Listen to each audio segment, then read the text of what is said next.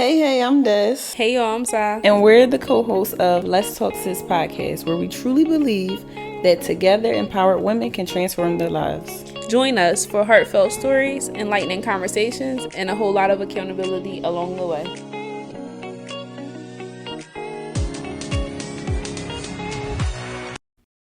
Hey y'all. Hey. We're back with another episode. We're back with the last episode. Oh yeah. We are here to episode 10. Yeah, y'all. This the last episode of season 1. And I feel like we always say this, but thank you guys for just showing up every week and patronizing us. And we hear all of the feedback. We thank y'all for tuning in. Definitely. Engaging and sharing us with your own individual platforms. Yep. I don't know. I feel like season 1 came to an end so fast. Felt pretty long to me. Really? It felt very long to me. Very, very long. I don't know. I'm just thinking about like how this was an idea, how we started ordering the equipment, how we was like, I'm thinking about the transition of time, and then to say that a season is completed. Yeah, like a whole season is done. I don't know. It went by pretty fast in my opinion, but nonetheless, let's dive right into today's topic. Yes, we're talking about what, dating? Mm-hmm. This is a good one. You know, they love talking about dating. Yeah. The girls love to hear about it. So, where you want to start? I feel like it's so many places to go into. I was going to say, I don't know where to start necessarily because I feel like there are so many layers to dating. Yeah. Like the conversation based around dating, right? Because then we got those 50-50 conversations. We got the who eating at Fridays and Cheesecake Factory conversations. And then we got the he gonna cheat, so I'm gonna just say. Then we got the it is what it is conversation. Yeah, so it is what it is type of thing. So I don't know. Let's start off. What end of the spectrum are you on? I was about to say, I feel like we should touch on those topics briefly to just wipe them out, so it won't be too much of a deep discussion. Yeah. What is my preference as far as what? Everything. Like touch a little bit on everything. Like, okay, so where should we start? What's the most popular? 50-50? Yeah, we can start there. I'm not going 50-50 with no man. Nip that in the bud real quick. I'm not doing it. Okay. What's another one? Are you eating at the Cheesecake Factory? We're gonna cut them off. Yes, I am. Yes, I am. I am going to eat at the Cheesecake Factory. And you okay with Timmy and cheating on you as long as he pay all the bills? No, I'm not. Okay. No. You heard it here first in live. Now, listen. Okay, so I feel like the cheating it's like you dive a little bit deeper into that. That's not just, I mean, it is black and white, but then it's not black and white. What you mean? Okay, so it's black and white with, are you accepting cheating or is you not? That's kind of black and white. But then I feel like, what's cheating? What's cheating to you? What's cheating to, like, you know, it's so deep that you can go into that. And then based on what your relationship calls for, it's like, I don't know. I think that I was gonna say, to sum everything up that you're saying, I definitely agree 1,000%. I believe that cheating is subjective. It's not very subjective. Yeah, it's not one size fit all. So I can't sit here and say this is the standard that women should uphold as a whole because everyone's situation is different. I think all of these topics are subjective in a relationship. I definitely agree. Everything is subjective. Yeah. Because even down to the 50-50, some people are not financially, like some men or males or boys, whatever they are not financially stable enough to 100% contribute to their household. Yeah, let's talk about that real quick. Yeah, so sometimes I'm 25. How old are you? 24. Okay, so you 24, 25. We're both African American women, right? And let's say, regardless of what our preferences or whatever, but let's say we date within our proximity, meaning that, or demographic, I should say, meaning that we're dating men our age, our ethnicity, right? What are the chances like for us to find a man, a growing boy or a growing man at the prime age of 25 who can provide everything that we want? So I'm gonna be real with you, and I'm gonna say what the people probably don't want to hear. It's 2023, and it's about to be 2024. By the time this release, actually, it will be 2024. And this is my perspective. Mm-hmm. It's not that hard finding a man that's going to take care of you. Mm-hmm. At our age. It's not. Mm-hmm. And that's kind of like the downfall to your average 24, 25, 26-year-old man. Wait, now you confused me because you said it's not that hard, which implies that that is the average. No, I'm just saying it's not that hard. Like, so your average, when I say average, I mean your average, like the regular person that don't got no money. Like, but to say it's not that hard means that that is the average. It's not hard to seek these men who are going to take care of you. So is it hard, or is it average, or is it not average to find a man that's going to take care of you? I mean, a 24 or 25-year-old man that can fully financially take care of himself and a whole nother adult. Let me add, take care of himself and someone else. Yeah, it's yourself because first. There are men out here who will neglect their own self to make sure that they provide for a woman. No. But take care of yourself. You need to take care of yourself before you do anything with anybody. Mm-hmm. That's for men and women. So what is it? So what's the chances? I don't know. I don't think they're too slim. Okay. But that's my personal opinion from my personal experience. Mm-hmm. It's dudes out here with money everywhere. Okay.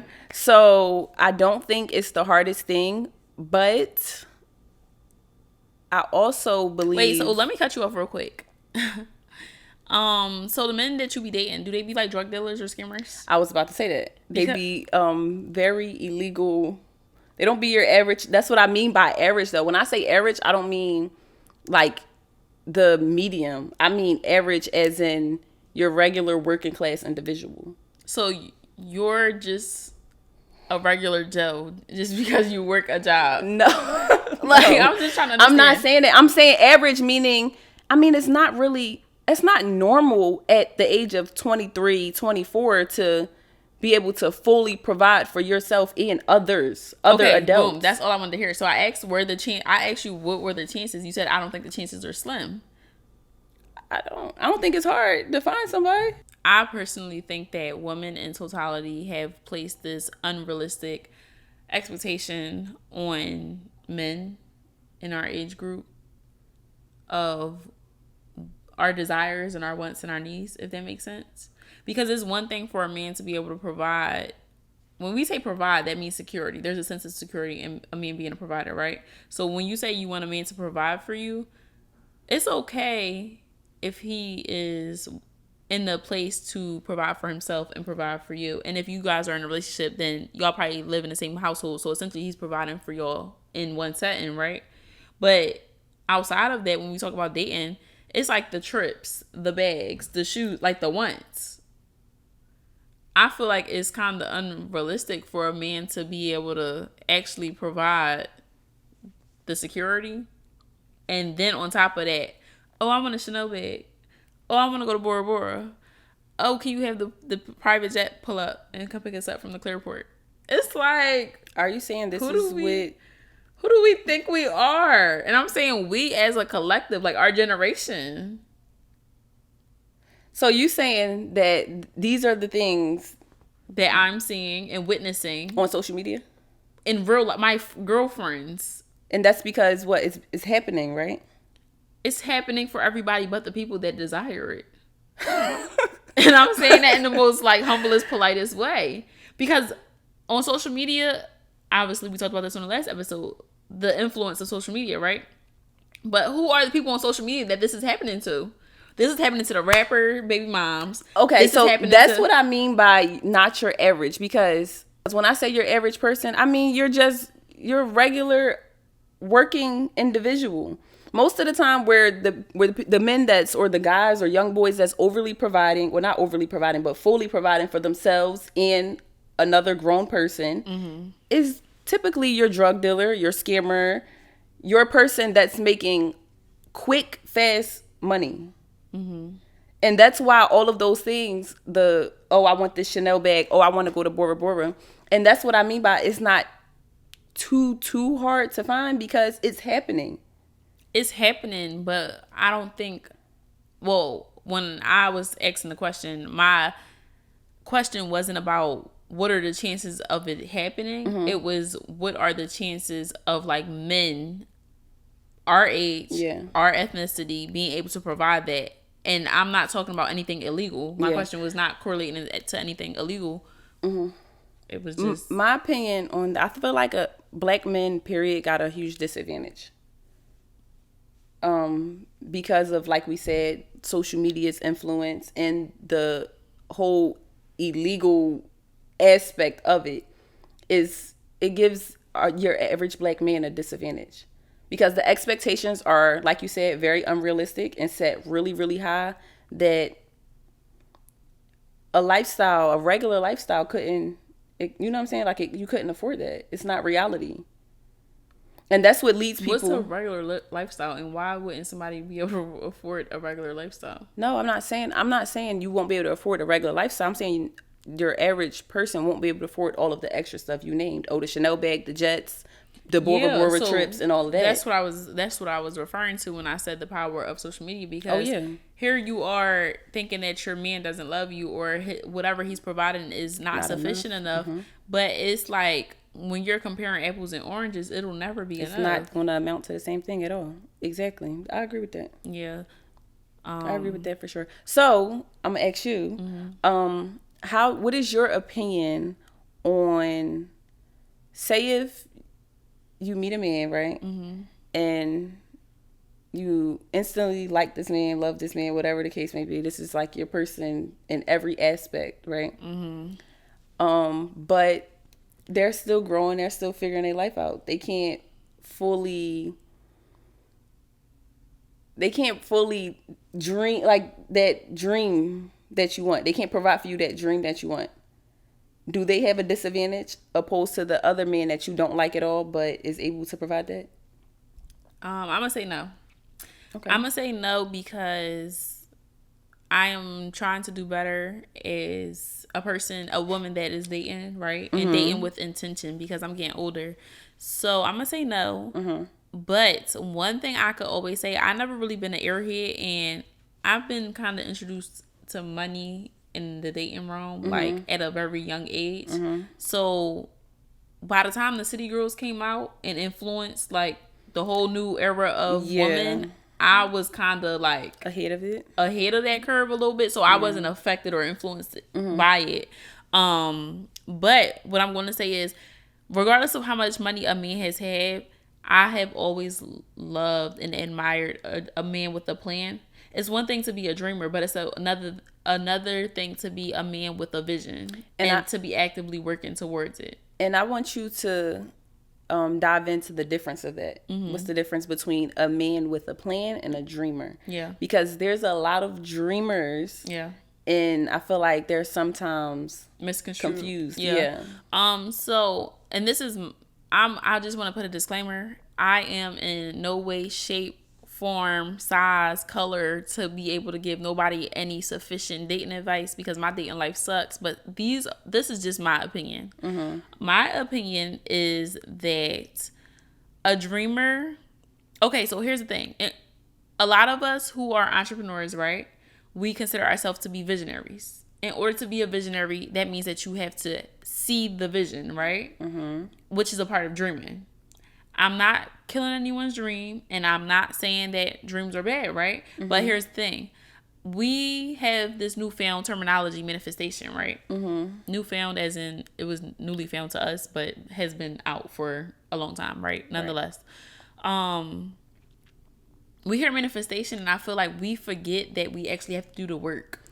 Yes. Like manually, physically, get in the field, get your hands dirty, and get to work. Like, you get what I'm saying? Yeah. So it's like, don't get too caught up in having your eyes closed and dreaming that you forget that you really got to put the work in. Yeah. And I think that's the difference, and why I say that I pay homage to a man that has a plan.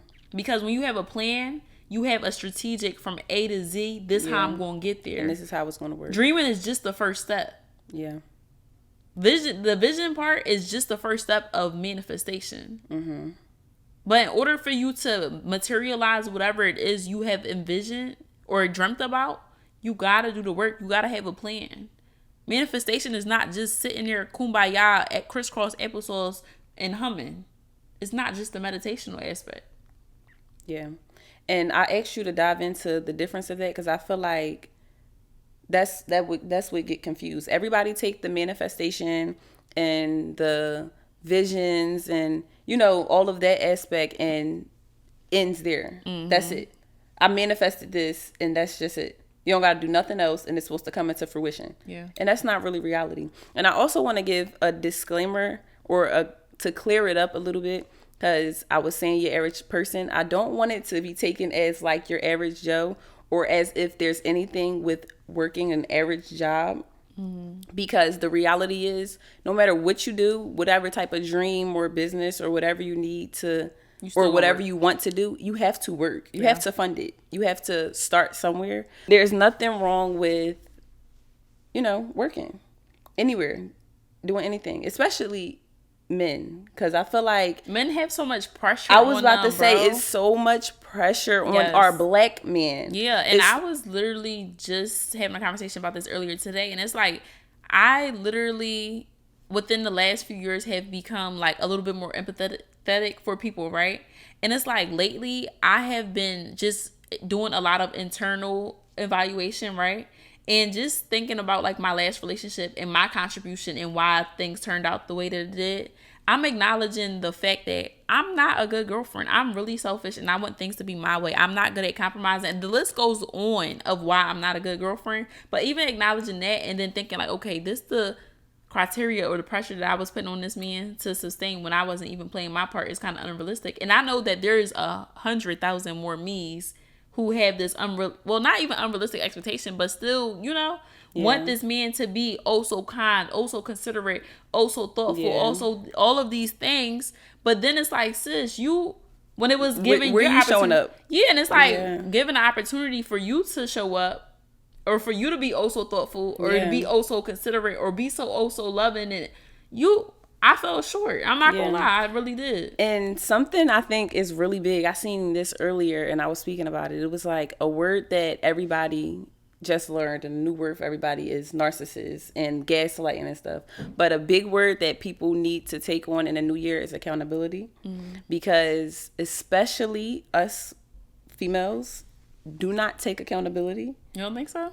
I don't think as much as we should, especially when it comes to dating and with our men and guys. So for you to even sit up here and just say, okay, I know I'm not a good girlfriend. How many people are going to sit up there and just straight up say, yo, I'm not a good girlfriend? I didn't show up in this way or do that or do that. I don't know, but I told my ex-boyfriend that when we was in a relationship. Yeah, see, I'm able to say, like, I could sit here with you on this camera and say, I haven't been a good girlfriend in relationships, but I'm not telling the person I was dating. I'm never telling him like, yeah, I wasn't a good girlfriend. Is you shitting me? Yeah. Like, no, I'm not doing that. But the fact that you could sit up here and list down the things, I feel like us as females, how we want our men to step up and be better protectors and providers and to guide us and be better leaders, we need to step up and be those nurturers and those caregivers and those, the people that they need. Because just like we need our men for things, they need us for things. Yeah. And acknowledging it in the first place, I feel like would definitely be the first step, because a lot of females don't even acknowledge that. Yeah. I definitely agree with that 1,000%. We could definitely do better at showing our appreciation for the men that we have in our lives. And this doesn't even have to be intimate. I'm talking about platonic, like whether you have a male friend or a male cousin or your older brother or whatever the case may be. Like, we really need to do a better job paying homage to the men who are being men. The reason why I'm saying that is because, like, we get so caught up in the idea and the conversation of the men who aren't doing what they're supposed to do, or the men that's not doing what we feel like men should be doing. But we don't, in the process of that, acknowledging all the clowns, we not acknowledging the men that's over here that's really showing up and doing what they got to do. So, and I have another unpopular opinion that I was talking to a male friend today about. I was talking to a male friend today about this, and another very unpopular opinion is about the whole conversation of what you bring to the table. And nobody likes to be asked that question. I bet. Yeah, I don't think nobody likes to be asked that question. But the reality of it is, I believe a lot of people, men mostly, because I don't hear women ask that question too often, but I believe a lot of men ask that question so they won't be basically delusional or led in the wrong direction. I feel like to ask somebody up front, how can you benefit me? Like, and this is just found to me today that I just like formed this opinion and having this conversation, because I was the person as well. Don't ask me no shit like that. Like, but truthfully speaking, I think it's fair. It's very fair, because us as women, and I'm saying us because I am one of them that does this, we date and fall in love and pursue men sometimes out of delusion. Most of the time is what we see something that we're interested in or that we're attracted to, and we make a whole person kind of ourselves. If that makes sense. Like, you form, I don't want to necessarily say you form an identity of this person, but you don't take them for exactly what they show you they are from day one. Whereas though men, they take exactly who you are, and that's who you are from day one. That's like when you first start dating somebody, when you first, as a female, when you first start dating a man, you hear so many girls like, my man, my man, my man, I'm in love on day 3. Right? But on the other hand of it, a man, day 3, you ask him about somebody, he like, I don't know, I'm still trying to figure out. I don't know her like that yet.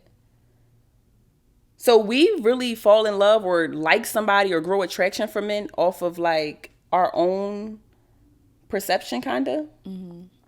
So for men to ask that what you bring to the table question, I feel like it's, like I said, it's facing the reality, kind of. Yeah, it is. Like, for me to invest in you or whatever I'm about to invest in you, I want to know, how can you possibly benefit me? Yeah, here's my opinion on that, and I'm glad that you brought that up. I feel like women that are being asked what they brought to the table, depending on where you date and who you date, the type of men that you date, whatever the case may be, the question probably will never come up. However, very true. If the question does come up, suck it up and answer it. Why? Because like Destiny said, that person definitely wants to know what the investment, know the person or who they're about to invest in. That's one aspect, right? But if I'm being 1,000% transparent, I can definitely say that I have been asked that before, and it has made me uncomfortable, right? And I have been asked that in the past, right? And it has made me uncomfortable because it catches me off guard. So there's this sense of like unsettledness, because like, what if I say the wrong thing? Yeah. That was birthed from a place of fear, right? Or being judged, essentially. Yeah. And then thinking about it today and how prominent it is in our conversations when we speak about dating. If somebody asked me that today, which I doubt somebody would ask me that, but if somebody was to ask me that today, I have a long list of what I bring to the table. Yeah. And my response is not going to be, I am the table. Even though I feel like women are the table. Yeah, but to counter that as well, men are supposed to pursue women, right? How do you expect this man to pursue you and he don't know what he's pursuing? Besides a pretty face, maybe? Yeah, but I feel like if you're dating someone with the intentions of longevity, it should be no problem as to why you can't reveal yourself. Like, why are we trying so hard to maintain this element of mystery? Yeah. And yeah, like, the element of mystery is something that I love, but also it's kind of immature. It's very immature. So it's like, I don't know. To each his own, you know. I feel like it's kind of scary dating in today's time, because it's really like a game. It's like a who can care more game, who can be player the longest. It's just like a game. It's like a tag. Who could it's, I don't know. It's very uncomfortable and it's very immature, because that's how dating is at all ages right now. Yeah, I was going to say, I don't even think that that's a new thing. I think that what happened is we kind of woke up on the wrong side of the bed, because dating has always been a risk. I didn't say nothing about a risk. It's definitely a risk. Yeah. So what do you mean? I said a game, like a back and forth game like you said, the whole mystery thing, or trying to so with that. Yeah, so what I was saying was, with that being said, I feel like that's a part of risk taking when you're dating, right? Because our hope is in the dating phase that you would be like, okay, this person likes me as much as I like them. But the reality is, if they don't, then you're taking a risk, putting yourself out there and just kind of hoping for the best. Whether it be reciprocity, or whether it be like, okay, maybe this is not my person, or maybe I'm interested in you in this one area, but not interested enough for this to actually be something serious. Mm-hmm. Maybe this is just a good time, and it'll never actually end up being a committed, full-blown relationship where we will be considering the house, the marriage, the kids, things of that nature. So when I say risk-taking, I think that we have, women, and especially speaking on women that I know from personal experiences, I think that we have always thought that love and dating was going to be this fairy tale. And I'm saying women that I know because I'm in my mid-20s, right? Mm-hmm. So from mid-20s to early 30s, we're kind of just getting our feet wet as far as our knowing ourselves, our identity, and actually dating other people and having a solid attribute. This is different than, and I'm not saying it's impossible, but this is different than your high school sweetheart. You get what I'm saying? Yeah. This is different than dating because of proximity. When you're dating with intention, you might have to really put yourself out there to potentially be hurt by 3 people before you get to the 4th person. And I was having a conversation with my friend today, and we were talking about like cheating in a relationship. Mm-hmm. And she was basically just like, I do my due diligence of showing up and doing what I'm supposed to do. So whatever a nigga do or whatever a man do is on him. That's not going to stop me or harden my heart for the next, because I'm showing up to be who I'm supposed to be and what I feel like a good woman is supposed to be. Yep. And if that doesn't work out, or whoever feels like they want to do whatever, when it comes to cheating, lying, dishonesty, betrayal, whatever, I'm going to let God handle that. Yeah. That's not on me to take in my hands. And that's what it is in any relationships, friendships, platonic or romantic. Yeah. As long as you show up and do your part, it should not affect you at all. Yeah. It's not your duty to give them revenge or to get them karma or anything like that. As long as you showed up and you gave it your all, and you did as much as you knew you could do, that's, I feel like, all that matters. And honestly, while we on topic, can we talk about the whole lick back? It's no such thing as getting your lick back. If your man cheat on you tonight, I was about to say, how you getting your lick back if he cheated on you? If your man cheat on you tonight, you cannot go cheat on him tomorrow or in the morning and say, oh yeah, I did my big one, get my lick back. Can I say something? Sweetie, you can't get your lick back. And getting your lick back with your own energy, your own time, your own body parts is I was just about to say, so insane. The double standard, regardless, is not okay. But for a female to go and you trying to do something to get your lick back, you just gave your man a double up. Like, you didn't get your lick back. You played yourself even more. And now if he really was sorry or felt bad or knew he fucked up, he don't regret it no more. Like, you just really played yourself. The whole lick back, like, no, you can't do that. Your biggest lick back is leaving. Like, your biggest lick back is removing yourself. Yeah. I think I could definitely agree. I was going to say, your biggest look back is denying access. Yeah. Because I swear, it's nothing that hurts a man more than a woman who is dead serious. A woman with a made up mind, when enough is enough, especially after you done accepted some shit and you done took them back when they're used to one thing, and then hold on, your mind be made up. Like, you really done? You serious? Oh no, baby. That's really getting your lick back. Like, now they chest hurt and they can't breathe. Literally gagging for air. So I think that's something else that we as women, we gotta dead that. There's no such thing as getting your lick back. But I wanted to ask you this question.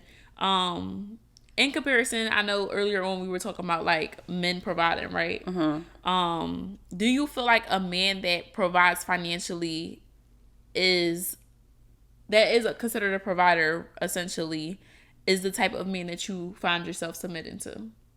Do you think that you'll be able to submit to a man who you either make the same or make less than?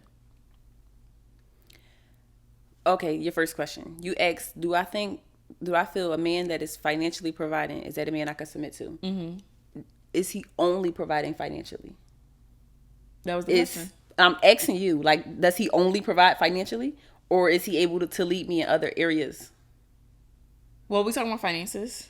In a hypothetical situation, everything, well, maybe he doesn't check every box, because I don't think that most men check every single box for a woman or whatever the case, and vice versa. But he checks a decent amount. You're pretty happy. The only thing is the financial department. Oh, like he's not providing financially. I don't know. See, the thing with submitting is it's like an energy. I just feel like it's an energy. Like you have to be a man, and not like no controlling, possessive. Not that like, that ill energy. Like, you gotta be a confident man. I don't know. I can't say. So do you think that your ability to submit to a man with no money is associated probably not. I can't do that. Like, I'm not about to sit up here and lie to you. I'm not gonna lie to you. Probably not. Okay, so how about if y'all making the same amount of money, right? But he's paying all the rent, and you pay like the electric, the Wi-Fi, the groceries. That means he has no money now. What you mean? What do you mean? Hold on, you said we make the same amount of money, right? Yeah, and he's paying, but he covers everything. He covers the rent, which is like the main necessity in a joint household, right? And then you cover like the utilities, the Wi-Fi, the groceries. What are you asking? Can I submit to him? Yeah. I don't know. I don't think the basis of submitting to your man or to your partner is based off of that. Mm-hmm. I don't think it's based off of how they can provide or where they're providing. It is based off of that man's character and who that man is as a man. It has nothing to do with making the same amount of money. I could pay this, I could pay that, because money can come and money can go. 1 month we could be making the same amount of money. 1 month he could be making money. I could be making no money. It could, like, it comes and goes. So I don't think submission is based off of finances solely. That's why I said it really depends. I'm glad you added solely in there. Yeah, it really depends, because I mean, money play a part a little bit, but it really depends it really depends on the man. I hate how us as women, I feel like social media kind of did this thing where it kind of like dumbs down the way that we feel. Like, money is a huge money is a huge factor in relationships, and it's a huge security net for women. And when I say that, it's not to say that you have to be a millionaire, right? But when we're weighing the scale of things to consider when you decide to be monogamous with a man and like fully committed, finances is pretty a huge thing. Yeah. So I want to also speak on that. And even when you said like, oh, okay, y'all make the same amount of money, but he's covering this and the third. So growing up, 2 things that I was always taught, and it's probably not the best advice to be given out, so don't take this from me, but date a man that makes more money than you. And well, the other one is not really necessarily, but I feel like as women, and it might sound bad, and I feel like it's sometimes frowned upon, but you need to date somebody that has more money than you or makes more money than you. You just do. I agree with that. But my logic to take things a little bit deeper is that women date up. Yeah, that's what I mean by that. You have to date up. Yeah, but not only financially. I think that a man with more education, with more money, with more wisdom, with more wits, or whatever the case may be, is going to be way more attractive to a woman that has less, because we're looking at it from the perspective of like, okay, this is his attribute to me. This is the value that he can add. This is what he can teach me. These are areas that he can lead me in. Right. So a conversation that I seen that was had, I think it was held on like a live or a podcast or something. And it was comparing the two of the way men date and the way men are able to date and the way women date. Yeah. And men are able to date down. The reality is a man can build up a woman in so many different areas. A woman, I don't want to say you could build up a man because it's like, I think that a woman could definitely I don't know. build up a man. Because the thing is, and where the conversation was going, is based off of a loyalty. So say if we could talk about, we was just talking about finances. Say we're talking about finances. Say if I'm well off financially, I'm cool. I find this man that doesn't have any money, but I like him a lot and I love him, but he don't got no money. And I put him on and I help him start making money and he start making money and now he blew up and he cool. He's going to go deal with all the girls that wouldn't deal with him when he was broke. That's probably true. But if we switch the dynamic, if this man got a bunch of money and he meet this woman that doesn't have anything and he put her on and she come up, 9 times out of 10, she's going to forever be loyal to this man that put her on and changed her life. To a certain extent. What do you mean by that? I think that loyalty shouldn't be defined by confinement. Meaning that she will be loyal to him, and whether she pays him homage publicly, privately, or with a thought or consideration, women in this time and age, and I am one of those women, we will move on with the quickness. Oh yeah, for sure. Regardless of how much money and what's what. So I definitely agree with somewhat with the stance of the argument, but I also feel like I don't know. I feel like it's not speaking, like I said, it's not speaking for all men and all women, but like I said, I completely agree with it because the majority of men, like I said, is gonna... Wait, so to begin this whole perspective, you said that essentially men can build up a woman and women can't. No, I didn't say women can't, because, I mean, like I said, that's why I gave That's what you said, and that's why I countered it. I said women, like, you don't want to build up no man. I didn't say you can't. And that's why I gave the example of, okay, if I was super financially, cool, and I met a man, and that's why I gave that example. Because I was given the more or less factor. Not saying like all women going to be loyal to this man that put her on for the rest of her life, or all men is going to go out and deal with all the girls. You know what I'm saying? Because it's all subjective, kind of. Because you could have a man that provides 100%. 1,000% financially, and maybe could teach you something and all that, but as far as his dominance, or maybe as far as his confidence, or whatever the case may be, maybe you just don't want to submit. Because I feel like submitting to a man is not like I think it's like natural, kind of. You know when you with a man that you want to submit to, and you know when you with a man it's never a chance with. You know when you're dealing with somebody and it's like, you're not about to shut the fuck up. No matter how much money they got. So, I don't know. I don't think it's based off of that at all. Yeah. I definitely agree that submission is not solely based off of what a man's financial capabilities are.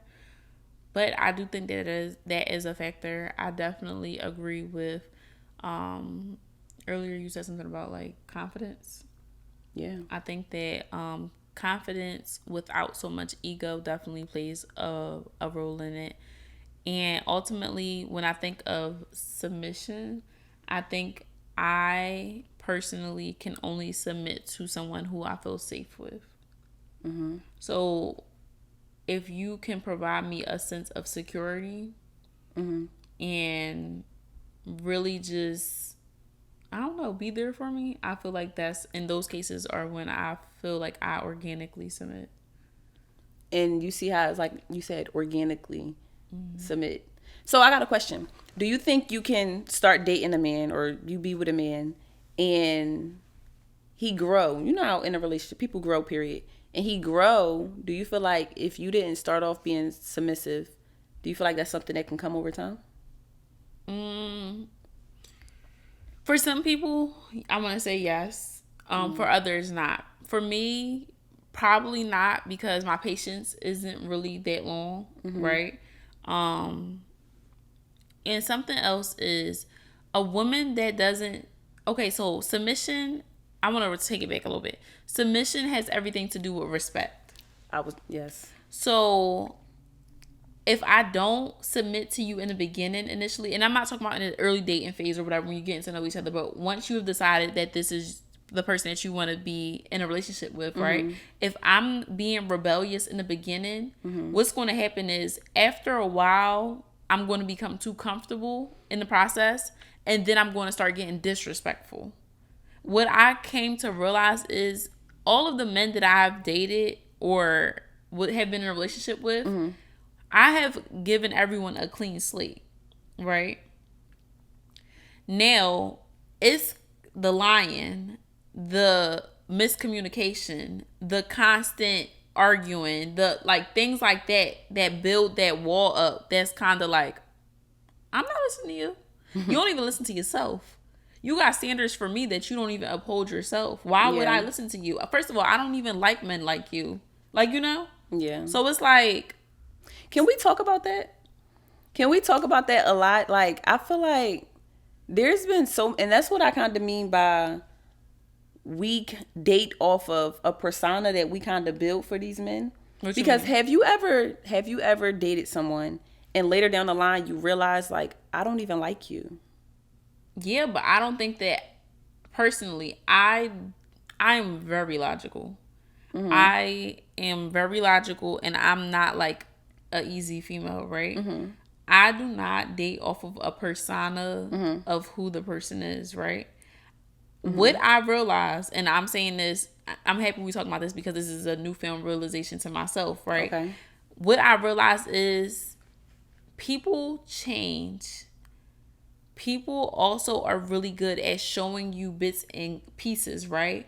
So as you continuously date this person, there are new levels and new chapters and new heights that are being revealed or being elevated to. So it's not that I create this persona of you. It's the fact that you didn't show me this side of you when we were in the beginning. When when the honeymoon was honeymooning, you didn't show me this side of you. Yeah. For one, and for two, I didn't create a persona, but I'm not going to sit here and say that I didn't overlook things intentionally based off of how I felt about you emotionally. Yeah. Because women, we're emotional creatures. Men are logical. Exactly. And that's basically what I was trying to say earlier when I was saying we kind of date off delusion. About how we're, like you said, emotional, and men are very logical with what it is. And that's where I think I don't know what it's called, my delusion, my mistake is, because I don't make a persona of people, because when I date people, it's like it take a lot for me to be very, very serious. But once it does get to that point, for me, I definitely overlook a lot of the red flags. Yeah. And then, because every time when things eventually go wrong or go to shit, it's like I knew better. It's like I knew better. I seen this earlier on. I've seen this so long ago. Like, all of these things you're doing now, you was really doing them back then, but on smaller levels. Yeah. Like you said, bits and pieces. And now that I really see who you really are, it's like, but on the other fence of that, do you feel like you are 1,000% showing every part of you in the beginning? Well, absolutely not. Okay. This goes back to you sitting on the first date across from the man and he asking you what do you bring to the table and you just sitting there dumb and stuck. Yeah. You don't even feel comfortable saying what you bring to the table. So it's like, and can we go back to that real quick? I got something to say. Disclaimer. Ladies, if you know me, you know I am for the girls. I love the girls. But can we be for real? A lot of y'all don't want to answer what y'all bring to the table question because y'all don't be bringing shit to the table. I was about to say, unfortunately, a lot of girls are airheads. Huge airheads. Pretty airheads. So it's like, I don't know. Oh, my perspective is, if you are a woman, right, and you feel like the thought of being asked that question makes you feel some type of way, my advice is you need to look inward. Write out your values as a woman, or write out your values or attributes that you desire as a mother one day, or as a wife one day, or as a girlfriend, or whatever your relationship status is, or whatever title or role responsibility you carry today. Grab a piece of paper and write it out. If the thought of someone asking you, a man asking you who is interested in pursuing you, makes you cringe, really look inwardly and ask yourself, why does this make me uncomfortable? Because honestly, transparently speaking, and I'm speaking from past experience, the only reason why it's a cringe moment is because you're too uncomfortable to answer the question. True. You honestly never took the time to really consider, what do I bring to the table? If we're being transparent. Yeah. And I'm thinking about little old me almost 10 years ago being asked this question. I'm sitting here looking dumb and uncomfortable. And mind you, back when I was asked that question, that wasn't a prominent topic in the dating field. Yeah. As it is now. So it's like, who even asked them type of, what are you talking about? Like, we in the car vibing. Why are you asking? Like, you worried about the wrong thing. Yeah. But now I'm grown. I'm mature. A man that asks that, it's really not. I feel like left field. I feel like you said, to be asked that question and cringe, like you said, it means either you don't know what you bring to the table or you bring nothing. Because the reality is, it's like anything. When you have something to offer, you sell yourself. So when you know what you can... Hold on. Disclaimer. She ain't talking about selling that cat. Oh, yeah, no. I'm not talking about that. I'm saying you sell yourself. Like, oh, I could do this. I could make your life better in this way. I could bring this to you. I could change. And that's something you kind of brag about. Because you'll be happy... Remember, to showcase yourself, essentially. Exactly. We had especially to somebody that you like. Exactly. If somebody you like is somebody you're interested in. Okay, so let's be honest. In comparison, it's a 2-to-1 ratio of women and men, right? It's like a 3-to-1. So 5-to-1. Like at this point, right? That takes me to something else I want to talk about, but I'm gonna go back to that. But if that's the ratio, right? If he got A, B, C, D right here, right, and he's saying, okay, what do you bring to the table? What do you bring to the table? What makes you different? Why would you not say what you bring to the table? And hold on, disclaimer, because little old me back then that was asked that question, when I was asked that, I'm like, oh, I bring my own money. I'm independent. I don't want to hear that. They don't want to hear that. Girl, mind you, I'm running my own business. I'm running it up. I'm going. That just pushed you further than everybody else. That just threw you out the window. They don't want that. Talk about that. And I feel like women, we have to stop. Like, it's okay to be soft. It's okay to allow a man to provide for you. It's okay to need help. If somebody, listen, I got this new mantra. I started it this year, December of last year, y'all.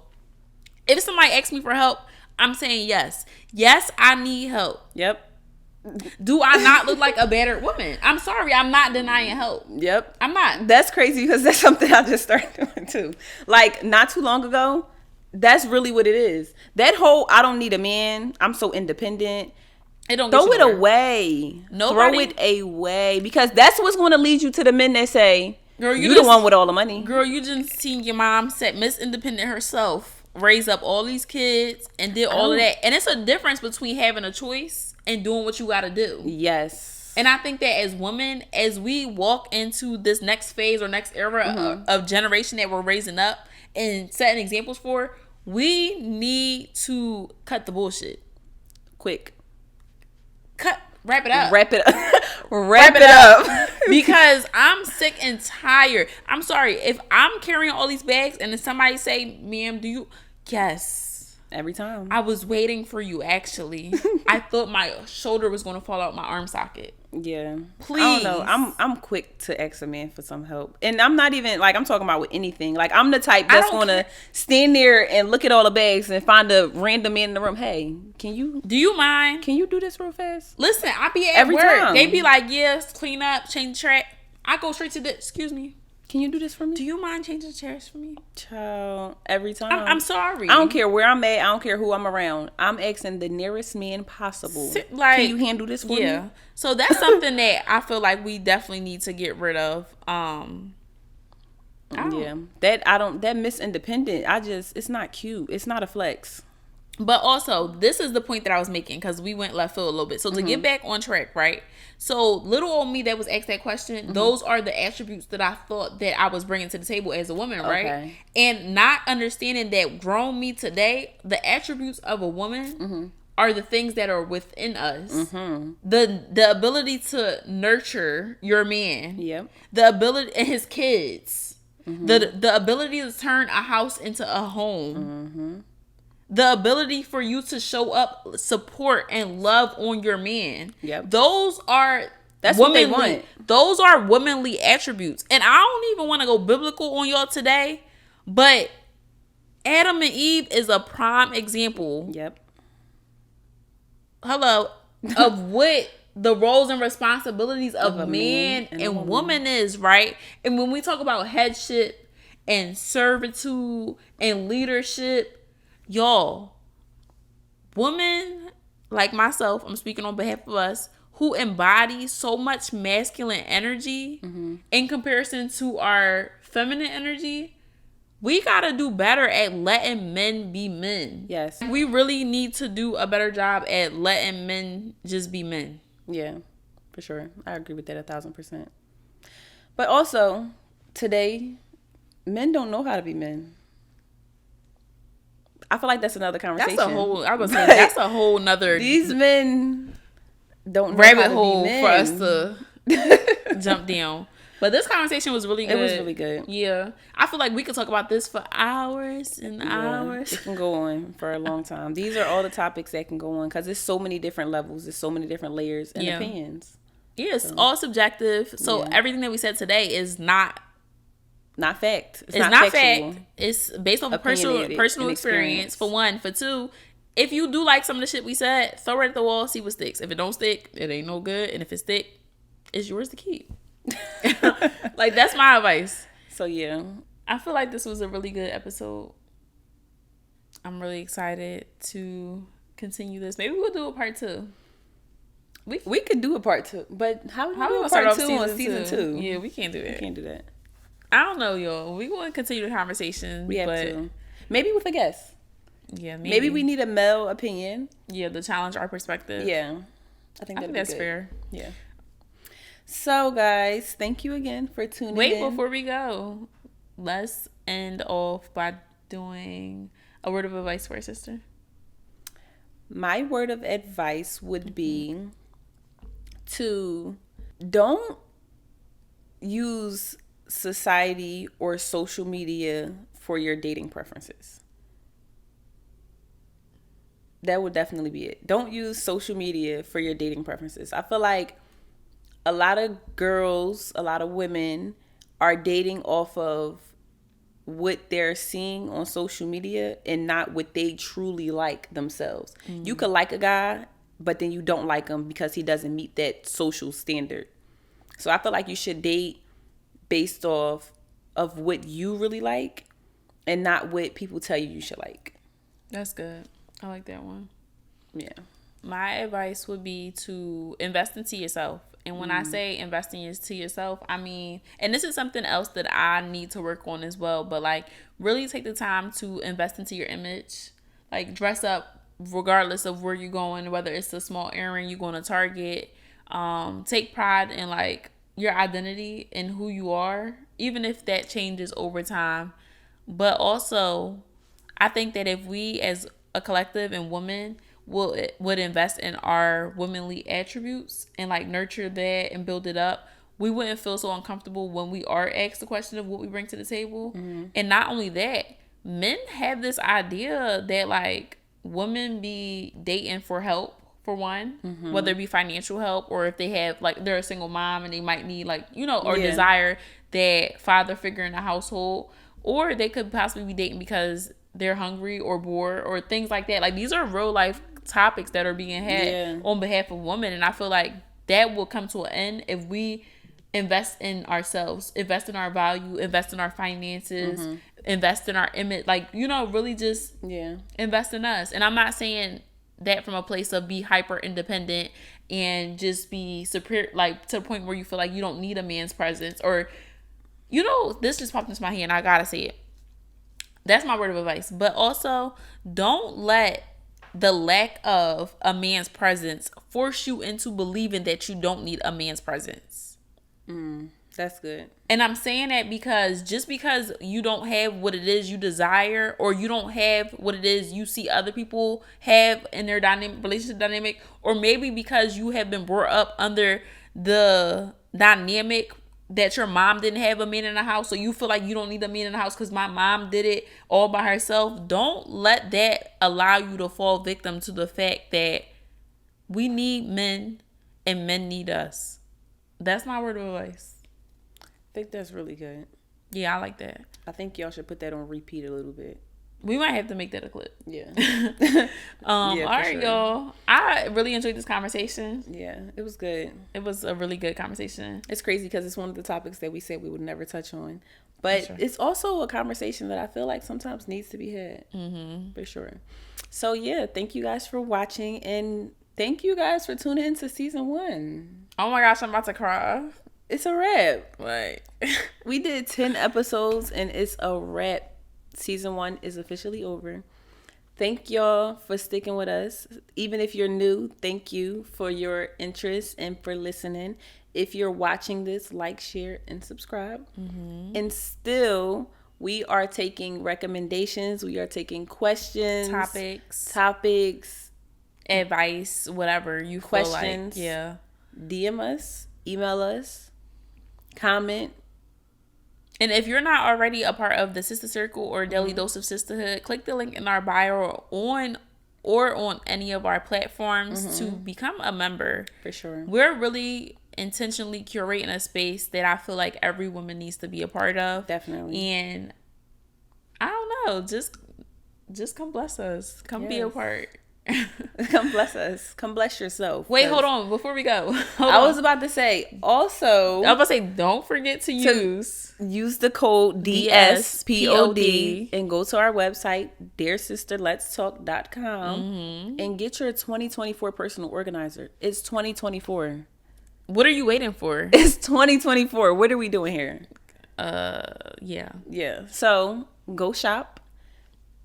And yeah, toodles. See y'all for season 2. Bye. Bye.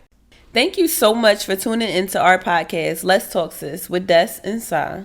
Stay connected by following us on all of your favorite social media platforms. And don't forget, use hashtag #DearSisterLet'sTalk to find us. Wait, before you go, head over to our website or our Instagram and join our interactive community for a daily dose of sisterhood, where like-minded women fellowship, encourage, and create a safe space amongst one another. See you inside, sis. Toodles. Bye.